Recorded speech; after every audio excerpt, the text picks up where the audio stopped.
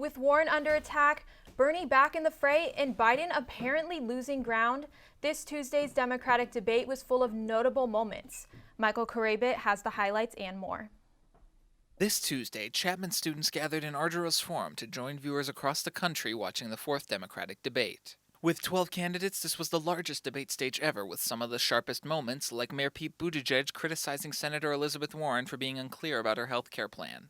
No plan has been laid out to explain how a multi-trillion-dollar hole in this Medicare for All plan that Senator Warren is putting forward is supposed to get filled in. But Senator Bernie Sanders defended Warren. The overwhelming majority of people will save money on their health care bills. Former Vice President Joe Biden talked about his son's business in Ukraine, but avoided a tough answer involving himself. My son made a judgment. I'm proud of the judgment he made. I'm proud of what he had to say, and let's focus on this. The fact of the matter is that this is about Trump's corruption.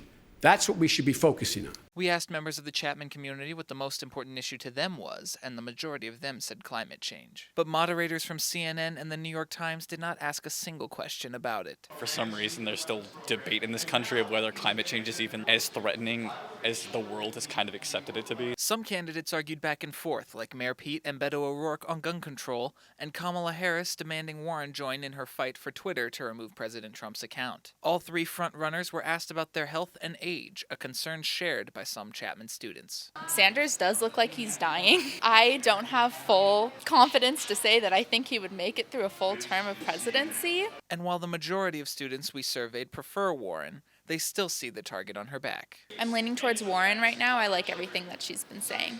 It's usually been Warren up to now, but she's kind of getting poked at in this debate, which I think is important. Although students prefer different candidates, everyone we talked to had one thing they all wanted to say. Everybody go vote. Please vote. Make sure to vote. Vote. If you want something to change, just vote. For Chapman News, I'm Michael Karabit. With only 8.3 million live viewers, Tuesday's debate was the least viewed of the year. The next Democratic debate will be hosted by MSNBC and the Washington Post on November 20th.